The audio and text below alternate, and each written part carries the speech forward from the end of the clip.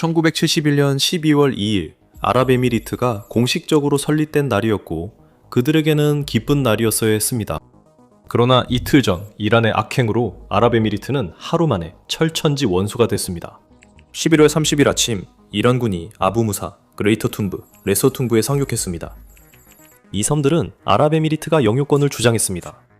하지만 이란군이 이 섬들을 점령하자 현지 아랍 주민들을 내쫓고 경찰서와 학교를 철거했으며 이 섬들을 이란 영토라고 선언했습니다. 오늘날 이란의 대부분 이웃 국가는 이란을 극도로 증오합니다. 이것에는 두 가지 이유가 있습니다. 첫 번째는 뚜렷한 시아파와 수니파 갈등입니다. 하지만 두 번째는 이란이 이 분열을 이용해서 자신들의 진짜 사악한 목표를 달성한다는 점입니다. 이제 유튜브가 전쟁 주제를 싫어해서 이 영상을 막으려 해도 저는 신경 쓰지 않습니다. 어쨌든 저는 이 진실을 밝힐 것입니다. 하지만 여러분이 좋아요 버튼을 눌러서 유튜브가 공정하게 행동하도록 만들 수 있습니다. 감사합니다. 이란 이스라엘 갈등이 시작된 후 이란은 처음에는 거의 아무도 믿을 수 없을 만한 행동을 했습니다. 한 무슬림 국가가 다른 무슬림 국가를 공격한 것이었습니다. 하지만 곧 사람들은 시아파와 수니파의 분열, 즉 세계의 갈등의 진짜 원인으로 제시된 이야기를 발견하게 되었습니다. 이 갈등의 근본적인 원인은 7세기에 일어난 분열에서 시작되었습니다. 바로 무함마드 예언자 사후였습니다. 당시 질문은 단순하지만 강렬했습니다. 누가 무슬림 세계를 이끌어야 하는가 였습니다. 한 집단은 지도력이 예언자의 사촌이자 사위인 알리 이븐 아비 탈리브에게 넘어가야 하며 오직 그의 후손들만이 정당하게 이끌 자격이 있다고 믿었습니다. 그 집단이 오늘날 우리가 시아파라고 부르는 집단이 되었고 예언자의 동료들 중 많은 이는 해답이 상위에 있다고 봤습니다. 그들은 무슬림 공동체의 지도자인 칼리프는 사회에서 가장 존경받는 사람들 사이의 합의를 통해 선출되어야 한다고 주장했습니다. 그것은 혈통이나 상속이 아니라 집단적인 결정에 의해 이루어져야 한다고 했습니다. 그 결과 예언자 무함마드의 가장 가까운 동료이자 장인 아부바크르가 첫 칼리프로 선출됐습니다. 이 결정을 받아들이고 선택된 지도자의 길을 따른 사람들이 오늘날 우리가 알고 있는 수니파 무슬림이 되었습니다. 1000년도 더 된 그 한 번의 의견 차이는 결코 완전히 해결되지 않았습니다. 수세기 동안 이것은 주로 신학적인 논쟁으로 남아 있었습니다. 하지만 16세기에 이란의 사파비 왕조는 이란을 공식적인 시아파 국가로 선포하는 결정을 내렸습니다. 그리고 그 이유는 종교적이기보다 전략적이었습니다. 그들은 바로 옆에 강력한 수니파 오스만 제국과 정치적으로 분리되길 원했습니다. 그때부터 종파 정체성은 단순한 신앙 문제가 아니게 됐습니다. 그것은 국가 운영과 정치적 경쟁의 도구가 되었고 이러한 역학은 거의 500년 동안 계속되었습니다. 오늘날로 넘어가 보면 전 세계 무슬림의 약 85, 90%가 수니파입니다. 시아파 무슬림은 전 세계적으로 단지 10, 15%에 불과합니다. 그들은 이란, 이라크, 아제르바이잔에서만 명확한 다수파입니다. 레바논, 예멘, 바레인, 쿠웨이트, 사우디아라비아, 파키스탄, 그리고 아프가니스탄에도 상당한 시아파 소수 집단이 존재합니다. 1979년 이후 이란은 무슬림 세계 시아파 공동체의 보호자로 자리매김했습니다. 이 입장은 지지를 얻었지만 충분히 강하진 않았고 그래서 천재적인 전술을 사용했습니다. 그들은 자신들을 서방과 걸프 아랍 영향력에 맞서는 억압받는 자들의 목소리로 내세웠습니다. 그 구도는 이란의 규모만 보면 예상되는 수준을 훨씬 넘어서는 이념적 영향력을 주었지만 동시에 이란의 가장 큰 저주가 되기도 했습니다. 1987년 7월 31일이었습니다.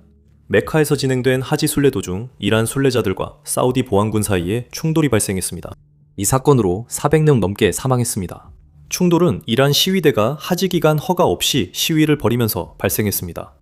그들은 미국과 이스라엘에 반대하는 시위를 벌였던 것으로 알려졌습니다.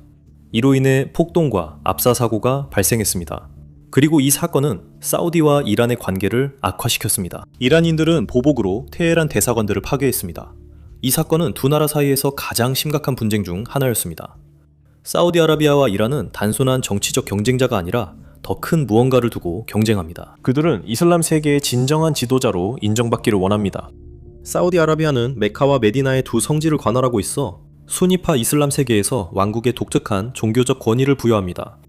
1979년 이후 이란이 전 세계 무슬림을 대표한다고 주장하자 리야드는 이를 자신들의 정통성에 대한 직접 도전으로 여겼습니다. 두 나라, 두 이념이 모두 이슬람을 대변한다고 주장했지만 문제는 이념만이 아니었습니다. 1980년대 이란과 이라크가 전쟁을 벌였을 때 사우디아라비아는 이란의 혁명적 이데올로기가 아랍 세계로 퍼지는 것을 막기 위해 사담 후세인의 전쟁 노력에 수백억 달러를 쏟아부었습니다. 사우디아라비아가 가장 두려워하는 요인 중 하나는 인구의 10%를 차지하는 집단으로, 이는 내부 안정성을 결정짓는 요소입니다. 사우디아라비아에는 시아파 소수 집단이 있는데 이는 전체 인구의 약 15%에 해당합니다. 이들은 주로 동부지방과 카티프 같은 지역에 집중되어 있습니다. 그리고 동부지방은 단순한 다른 지역이 아닙니다. 이곳은 사우디아라비아 서규의 대부분이 있는 곳입니다. 리야드는 이란이 시아파 공동체에 영향력을 행사하며 카티프 등에서 불안을 조장해 왕국을 내부적으로 불안정하게 만들려 한다고 오랫동안 의심해왔습니다. 2016년 사우디아라비아가 시아파 성직자 나미르 알나미르를 처형해 의심이 공개적 위기로 이어졌습니다. 이 사건 후 이란 시위대가 테헤란의 사우디 대사관을 습격했고 사우디아라비아는 외교관계를 단절했으며 여러 동맹국도 따랐습니다. 두 나라는 7년 동안 공식적인 관계를 회복하지 않았습니다. 사우디가 장기적으로 가장 우려하는 것은 경제입니다. 사우디아라비아의 미래는 비전 2030에 기반합니다. 이 계획은 왕국을 글로벌 투자, 관광 중심지로 만들고 석유 의존도를 줄이는 것이 목표입니다. 하지만 그 계획은 지역이 안정적일 때만 효과적입니다. 2019년과 2026년에 발생한 이란의 사우디 에너지 인프라 공격은 리야드에서 사우디아라비아의 경제 변혁이 성공하기 전에 이를 좌초시키려는 의도적인 시도로 간주되고 있습니다. 하지만 사우디가 가장 두려워하는 것은 이란의 악마입니다. 사우디 관계자들은 이란이 핵무기를 보유하면 사우디아라비아도 핵무장에 나서겠다고 분명히 밝혔습니다. 2026년까지 이란은 우라늄 농축을 무기급에 가까운 수준까지 끌어올렸고 이 발전은 사우디의 방위 결정에 영향을 미치는 가장 큰 요인이 되었습니다. 그러나 중재자가 등장해 사우디와 이란이 다시 화해하도록 했습니다. 2023년 중국이 사우디아라비아와 이란 사이의 베이징 협정을 중재하여 7년 만에 외교 관계를 회복시켰습니다. 그리고 2025년 4월 사우디 국방장관 칼리드 빈 살만이 테헤란으로 날아가 최고 지도자 알리 하메네이와 직접 만났습니다.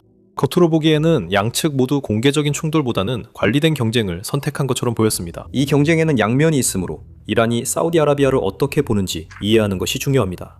이란 지도자들은 자신들이 공격자라고 여기지 않습니다. 그들은 사우디아라비아를 미국과 연합한 군주국으로 보고 과거 이 지역에서 극단주의 단체를 지원하며 이란을 포위하려 했다고 생각합니다. 양측 모두 깊이 뿌리내린 그 상호 불신이 바로 외교적 합의가 유지되기 힘든 이유입니다. 그리고 바로 그런 일이 실제로 일어났습니다.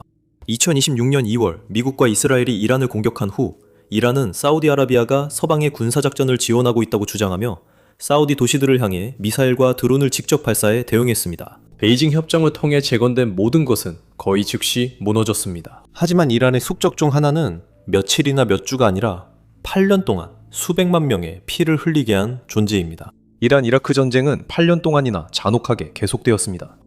1980년에 시작된 전쟁으로 100만 명 이상이 희생되고 양측이 큰 피해를 입었습니다. 그런 역사가 있었음에도 불구하고 2003년에 일어난 일은 본질적으로 이란이 전장에서 얻을 수 있는 모든 것을 넘겨준 셈이었습니다. 이라크는 이 경쟁 구도에서 다른 어떤 나라와도 다른 위치에 있습니다. 왜냐하면 이라크는 단순히 이란을 두려워하는 이웃 국가가 아니기 때문입니다. 이라크는 이란이 가장 깊숙이 침투한 나라입니다. 미국이 이라크를 침공하고 기존 권력 구조를 해체했을 때 이란을 서쪽 국경에서 견제하던 유일한 세력을 제거한 셈이었습니다. 그 후 이라크 민족주의자들이 서서히 다가오는 침공이라 부른 것은 탱크와 군인이 아닌 정치, 자금, 민병대, 종교를 통한 것이었습니다. 이라크 상황을 복잡하게 만드는 것은 이란 영향력에 대한 반감이 모든 공동체에 있다는 점입니다. 그 이야기를 하기 전에 현재 이란 전쟁이 우리 주변 세계에 어떤 영향을 미치고 있는지 짚고 넘어가는 것이 중요하다고 생각합니다.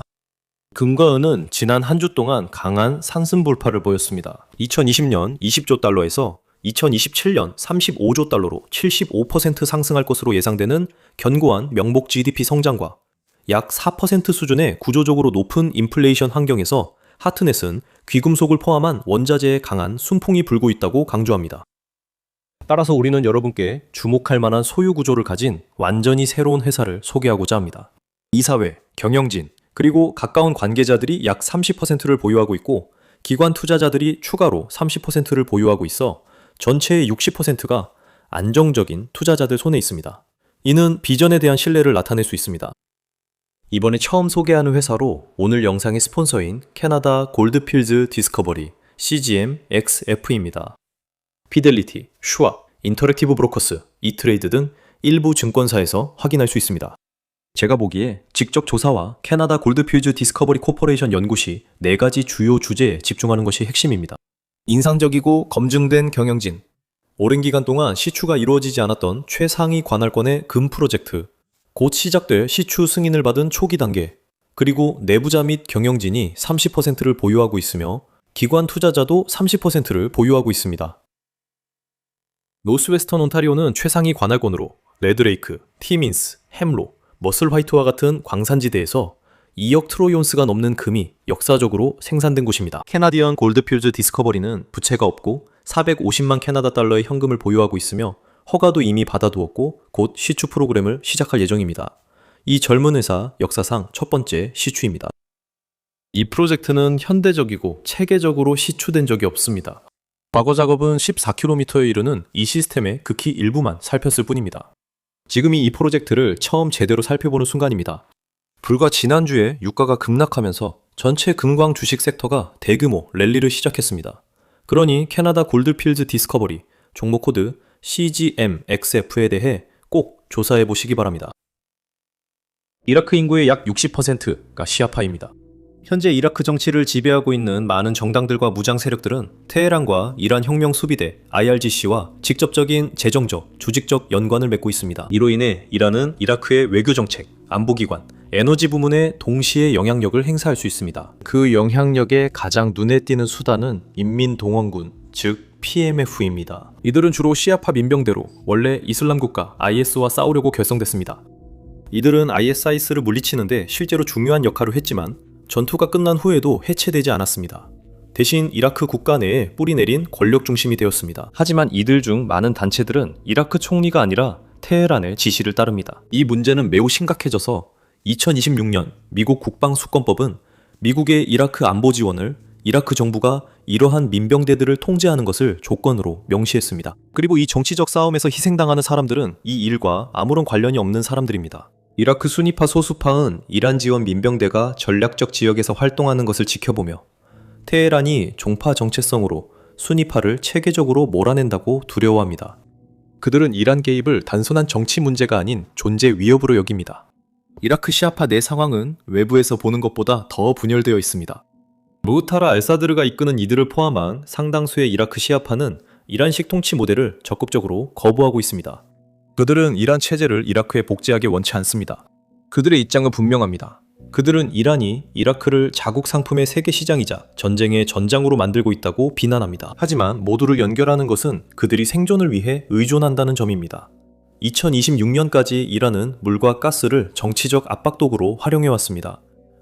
이란은 이라크 영토로 흘러드는 강물의 유입을 반복적으로 제한했고 이라크가 전력 생산에 의존하던 가스 수출도 줄였습니다. 그 결과로 전력 부족, 물 부족, 그리고 이라크 도시들에서 광범위한 반이란 시위가 발생했습니다. 기존 적들과의 싸움은 정당화될 수 있으나 한 나라가 친구를 적으로 만드는 것은 가장 어리석은 일입니다. 카타르와 이란의 관계는 다른 걸프 국가들과 항상 달랐습니다. 사우디아라비아와 아랍에미리트가 테헤란을 공개적으로 적대시한 반면 카타르는 다른 길을 선택했습니다. 카타르는 중립을 지키며 소통 창구를 열고 중재자가 되려 했습니다. 수십 년간 그 전략은 실질적으로 효과적이었고 그럴 만한 실용적 이유도 있었습니다. 카타르와 이란은 세계 최대 해상가스전을 공유하며 각각 노수돔과 사트파르스라 부릅니다. 그 공유 자원은 두 나라의 에너지 협력이 선택이 아닌 구조적 현실임을 뜻합니다.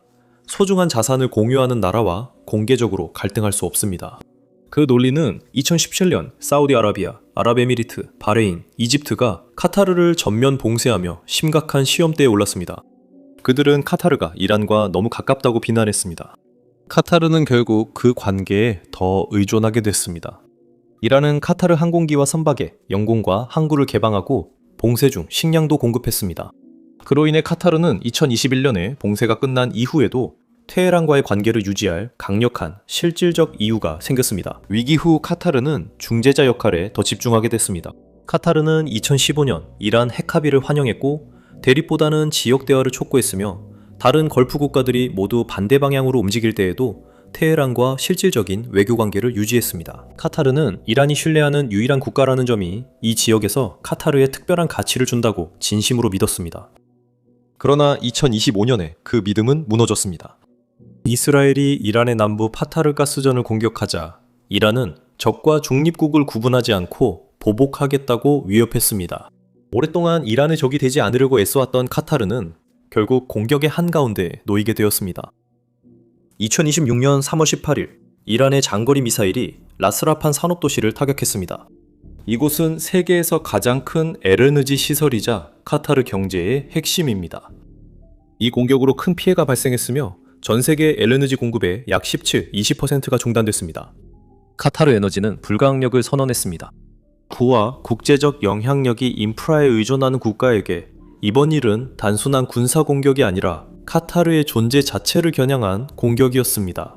카타르의 대응은 신속했고 이전과는 전혀 달랐습니다. 2026년 3월 19일, 도하는 이란 대사관에 있는 모든 이란 군사 및 보안 담당관들을 기피 인물로 선언하고 24시간 이내 국가에서 추방하라고 명령했습니다. 그 후 카타르 국가보안국은 카타르 내에서 활동하던 2개의 이란 혁명수비대 연계 조직의 일원인 시민과 거주자를 포함한 10명을 체포했다고 발표했습니다.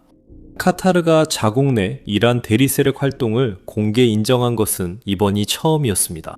카타르 총리는 이란이 걸프 이웃 국가들을 겨냥한 것이 계획적이고 체계적이었다고 밝혔으며 이로써 그가 카타르의 외교적 면책이라는 환상이라고 부른 것이 깨졌다고 말했습니다. 이란의 가장 특이한 적대 관계는 처음엔 존재하지 않았던 나라와의 것으로 아랍에미리트와 이란 관계엔 늘 근본적 모순이 있었습니다. 두바이는 수십 년 동안 이란 상인들과 해운업자들에게 가장 큰 무역 중심지 중 하나였습니다. 이란의 자금과 상품 그리고 이란 비즈니스 네트워크는 두바이를 통해 자유롭게 오갔습니다. 하지만 아부다비는 아랍에미리트 안보 정책을 통제하며 이란을 일관되게 전략적 위협으로 여겨왔습니다. 경제적 현실과 안보 우려 사이에 이러한 분열은 수년간 아랍에미리트의 입장을 규정해왔습니다. 하지만 그 모든 정치의 밑바닥에는 아직도 아물지 않은 영토 문제가 자리하고 있습니다. 1971년 11월 30일, 아랍에미리트가 공식적으로 국가로 설립되기 불과 이틀 전, 이란 해군이 아부무사, 그레이터 툰부, 레서 툰부 3개의 섬을 점령했습니다. 이란 군대는 현지 아랍 주민들을 내쫓고 경찰서와 학교를 철거했으며 이 섬들이 이란 영토임을 선언했습니다.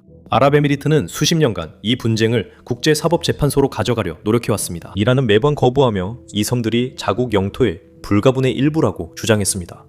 아랍에미리트에게 이것은 단순한 역사적 각주가 아닙니다. 이것은 현재 진행 중인 해결되지 않은 점령입니다.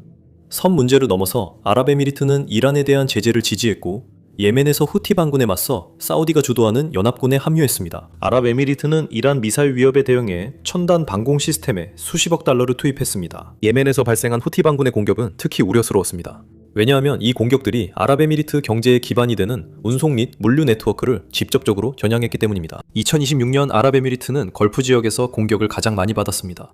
이란의 공격은 부르즈 아라박, 두바이 국제금융센터, 자벨알리 항구, 로아 이스트 정유소, 그리고 푸샤라 석유화학단지를 타격했습니다.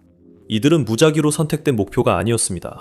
이곳들은 아랍에미리트의 금융, 무역 중심지 역할을 뒷받침하는 핵심이었습니다. 이란 혁명수비대는 아랍에미리트가 미국 군사작전을 지원했다며 비난했고 이를 공격 명분으로 삼았습니다. 이에 아랍에미리트는 가장 강력한 무기를 꺼냈습니다. 총알 한 발 쏘지 않았지만 이 무기는 이란이 아랍에미리트에 가한 것보다 훨씬 더 큰 피해를 이란에 입혔습니다. 2026년 5월 1일 기준으로 아랍에미리트는 오펙 탈퇴를 발표했습니다. 이는 전쟁이 에너지 전략에 미친 혼란의 직접적인 결과였습니다. 아랍에미리트의 오펙 탈퇴 결정은 단순한 에너지 정책 변화가 아니었습니다. 이는 전쟁이 세계에서 가장 강력한 경제동맹 중 하나에 균열을 내기 시작했다는 신호였습니다. 단기적으로 탈퇴는 큰 변화를 주지 않았습니다. 이미 전쟁이 피해를 입혔기 때문입니다. 오펙의 전체 산유량은 2026년 3월에 하루 2079만 배럴로 줄어 27% 감소했습니다. 호르무즈 해협이 압박을 받고 있고 아랍에미리트의 인프라가 공격을 받고 있기 때문에 아랍에미리트는 어차피 생산량을 의미 있게 늘릴 수 없습니다. 그래서 현재로서는 오펙이 누구에게도 큰 변화를 주지 못하고 있습니다. 하지만 장기적으로는 분쟁이 안정되면 아랍에미리트는 쿼터 제한 없이 자유롭게 생산할 수 있게 되고 하루 500만 배럴까지 생산량을 늘리겠다는 목표를 가지고 있습니다. 그렇게 제한 없이 시장에 공급량이 쏟아지면 전 세계 공급이 넘쳐나게 되고 유가가 하락하며 오펙이 수십 년간 유지해온 가격 결정력이 약화될 수 있습니다. 이란에게는 그런 상황이 정말로 치명적입니다. 이미 경제가 제재와 전쟁 비용으로 심각한 압박을 받고 있고 국가 운영에 석유 수입에 크게 의존하고 있습니다. 전쟁 이후 아랍에미리트가 자유롭게 석유를 생산하고 오펙의 단합이 깨지며 전 세계 유가가 하락하는 환경은 이란이 가장 자금이 필요한 시기에 재정에 큰 타격을 줄 것입니다. 일부 분석가들은 아랍에미리트 탈퇴를 오펙 카르텔 종말의 시작으로 보고 있습니다. 그리고 이것이 이란이 스스로 갈등을 고조시킨 또 다른 장기적인 결과입니다. 아랍에미리트는 오펙에서 탈퇴함으로써 이란을 처벌했습니다. 하지만 쿠웨이트가 이란에 대해 한 일이 뭔지 아십니까? 그들은 사진을 찍던 자들을 체포했습니다. 2003년 미국이 이라크를 침공할 때 쿠웨이트는 이란 혁명수비대 스파이 조직을 체포했습니다. 그들은 쿠웨이트 내 미군 기지를 감시하고 사진을 찍으며 병력 이동 정보를 테헤란으로 보냈습니다. 그리고 2015년에는 압달리 조직으로 알려진 사건이 발생했습니다. 보안당국은 이란 혁명수비대 IRGC와 헤즈볼라와 연관된 19톤의 탄약, 144kg의 폭발물, 그리고 68kg의 TNT를 압수했습니다. 신문 결과 이 조직은 국가 기반 붕괴를 계획한 것으로 밝혀졌습니다. 2026년에도 같은 패턴이 반복됐습니다. 3월 25일, 쿠웨이트 내무부는 고위 국가인사 암살과 파괴 공작을 위한 인원 모집을 계획한 헤즈볼라 연계 조직을 체포했다고 발표했습니다. 이 조직엔 쿠웨이트 시민 5명과 시민권 박탈자 1명이 포함됐습니다. 레바논과 이란 국적자를 포함한 추가 용의자 14명은 체포되기 전에 이미 도주한 상태였습니다. 그리고 2026년 4월 이란의 공격이 아라흐마디 정유소와 담수화 시설을 타격했습니다. 이 공격으로 군인 4명과 민간인 6명이 사망했습니다. 쿠웨이트 석유공사도 이란의 드론 공격을 받았습니다. 정부는 즉각적인 휴전을 요구했고 GCC의 대이란 외교정책 방향에 대해 공개적으로 의문을 제기하기 시작했습니다. 쿠웨이트는 지리적으로 특히 취약한 위치에 있습니다. 쿠웨이트는 이란 혁명수비대가 지원하는 민병대가 가장 많이 집중되어 있는 이라크 남부와 바로 인접해 있습니다. 이로 인해 쿠웨이트는 이란의 은밀한 비대칭 공격의 표적이 됩니다. 쿠웨이트는 항상 이란과 신중한 관계를 유지하려 했습니다. 사우디아라비아와 아랍에미리트가 강경하게 나서는 반면 쿠웨이트는 테헤란과 외교, 경제 관계를 유지하면서 미국과 유엔 제재도 준수했습니다. 이란 혁명수비대가 통제하는 이라크 남부와 바로 맞닿아 있는 작은 나라 쿠웨이트에게 그 균형은 단순한 외교 정책이 아니었습니다. 그것은 생존 전략이었습니다. 쿠웨이트는 또한 신중하게 행동해야 할 국내적인 이유가 있습니다. 국민의 약 4분의 1, 이 시아파이기 때문에 정부는 이란에 대한 입장이 국내에서 어떻게 받아들여지는지에 매우 민감합니다. 이란의 또 다른 작은 적 중 하나는 이란 지도자들이 역사적으로 14번째 주라고 불러온 나라입니다. 바레인의 상황은 다른 걸프 국가들과는 다릅니다. 이란이 여기서 제기하는 위협은 단순히 외부적인 것이 아닙니다. 그 위협은 바레인 사회 내부 깊숙이 자리 잡고 있습니다. 바레인은 수니파 왕실이 통치하는 작은 섬 왕국이지만 인구의 약 65, 75%가 시아파입니다. 이 인구 구조로 인해 바레인은 테헤란을 단순한 지역 경쟁자가 아니라 국가의 존립을 위협하는 실존적 위협으로 봅니다. 이란 지도자들은 바레인을 14번째 주라 부릅니다. 바레인의 두려움은 실제 사건에 기반합니다. 1981년 이란 혁명 이후 불과 2년 만에 이란은 바레인 해방을 위한 이슬람 전선이라는 단체를 통해 바레인 정부에 대한 쿠데타 시도를 지원했습니다. 음모는 실패했지만 그로 인해 바레인 정책에 영구적인 불신이 자리 잡았습니다. 그리고 2011년이 찾아왔습니다. 아랍의 봄 시위가 발생했을 때 바레인에서는 정치 개혁을 요구하는 대규모 시위가 벌어졌습니다.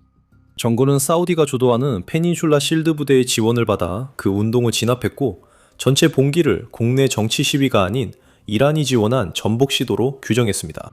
그 결정은 종파 간의 분열을 심각하게 심화시켰고 정치적 반대 의견을 외국 세력을 위한 반역 행위로 국가가 간주하게 만들었습니다. 바레인에는 미 해군 제5함대가 주둔하고 있습니다. 짐작하셨겠지만 이것은 바레인이 걸프 지역에서 미국 자산을 겨냥한 이란의 공격의 주요 표적이 되는 현실적인 우려입니다. 이는 매일 바레인의 안보 계산에 영향을 미칩니다. 그리고 2026년 그 두려움은 현실이 됐습니다. 바레인은 5함대 본부와 중요한 알루미늄 재련소를 겨냥한 공격을 포함해 650발이 넘는 이란의 미사일과 드론을 요격했습니다. 정부는 지금까지 가장 강경한 내부 탄압으로 대응했습니다. 2026년 2월 28일 이후 당국은 대부분 시아파인 200명 이상의 사람들을 이란에 동조했다는 혐의로 체포했습니다. 14명은 특히 이란 혁명수비대 IRGC를 위해 스파이 활동을 한 혐의로 기소되었습니다. 이들은 국가 기밀을 유출하고 이란 내에서 군사훈련을 받은 혐의를 받고 있습니다. 정부는 자국 국민 일부가 공격이 진행 중일 때 이란 군대에 직접 타격 후 피해 평가를 보내고 있었다고 밝혔습니다. 2026년 4월 27일 바레인은 정부가 이란의 적대 행위라고 규정한 행위를 지지했다는 이유로 69명의 시민권을 박탈했습니다. 또한 정부는 이란의 영향 아래 활동한 혐의가 있는 활동가들에 대해 시민권 검토를 확대 지시했습니다. 알루 칼리파 왕가에겐 단순한 외교 정책 문제가 아니었습니다. 이는 외부 세력이 내부에서 국가를 분열시키려 할 때 국가를 지키기 위한 투쟁입니다. 역사, 종교, 정치 외에도 아랍 국가들이 이란을 두려워하는 또 다른 이유가 있습니다. 바로 테헤란이 그들 모두에 대해 쥐고 있는 군사적, 전략적 지렛대입니다. 이란은 어떤 외교나 국방비 지출로도 완전히 무력화할 수 없는 구조적인 이점을 가지고 있습니다. 그리고 2026년에 그 이점들이 전 세계에 드러났습니다. 가장 강력한 이점은 바로 지리입니다. 이란은 호르무즈 해협의 북쪽 해안에 위치해 있습니다. 이 좁은 해협을 통해 전 세계 석유의 20-30%와 상당한 양의 LNG가 매일 통과합니다. 2026년 3월 이란은 모든 선박이 통과하기 전에 이란 측 허가를 받도록 요구하면서 사실상 봉쇄를 단행했습니다.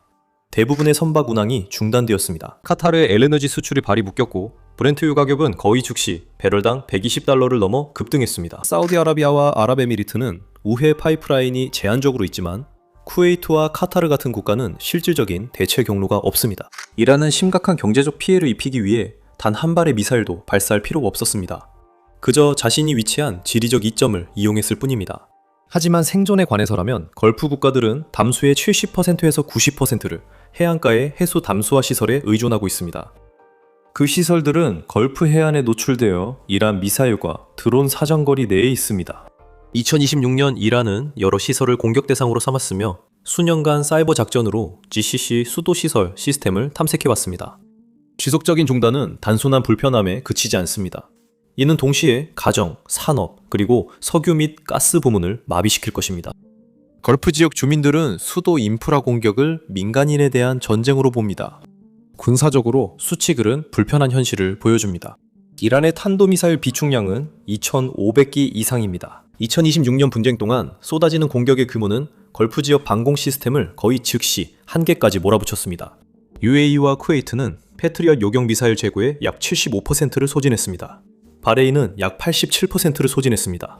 아랍 방어군은 수용 가능한 요격률을 유지하기 위해 들어오는 미사일 한 발당 2.5기의 요격 미사일이 필요했습니다. 이란 드론 한 대의 가격은 약 2만 달러입니다. 패트리엇 미사일 한 발 비용은 약 400만 달러입니다. 이란은 자신이 부담한 비용의 일부만 들이고도 걸프 국가들의 방위 예산을 잠식했습니다. 또한 미국은 걸프 방공망 유지를 위해 긴급 보급 작전을 시작해야 했지만 핵무력 문제가 가장 중요한 이슈로 남아 있습니다. 2025년 중반까지 이란은 우라늄 농축 수준을 무기급에 가깝게 끌어올리고 단기간에 핵무기 보유 단계로 넘어갈 만큼의 물질을 축적했습니다. 테헤란은 완전한 해체는 결코 넘지 않을 레드라인임을 분명히 밝혔습니다. 그 결과 이란은 사실상 핵 문턱 국가이 되었습니다. 그리고 그것은 2026년 분쟁을 둘러싼 셈법을 직접 바꿨습니다. 미국과 이스라엘이 전면 지상작전에서 물러나면서 이란은 지역에서 대리전과 소모전을 계속할 수 있게 되었습니다. 테헤란은 지역 전역에 무장 대리 세력을 구축하고 지원했습니다. 레바논의 헤즈볼라, 이라크 내에서 인민동원군으로 알려진 다양한 민병대 파벌들, 그리고 예멘의 후티 운동이 있습니다.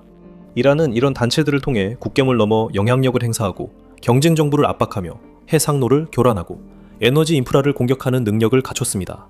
공식적으로는 직접 개입을 부인하면서도 이를 실행했습니다. 요르단 압둘라 2세 국왕은 이 네트워크를 시아파 초승달이라 불렀습니다. 이는 이란에서 이라크, 시리아, 레바논, 예멘까지 이어지는 이란의 영향력 확장을 뜻합니다. 걸프만 군주국들에겐 이것이 역학관계에서 가장 답답한 점입니다. 이란은 영내를 타격하고 불안정하게 만들 수 있는 위치를 갖췄고 이에 대한 군사 대응 비용도 계속 증가하고 있습니다. 이란은 무기고를 분산 지하화하고 국내 생산으로 계속 보충합니다. 걸프 국가는 대응에 그치고 주도권은 이란에 있습니다. 미국과 이스라엘이 이란을 억제할지, 이란이 살아남을지는 시간이 지나야 알 수 있습니다.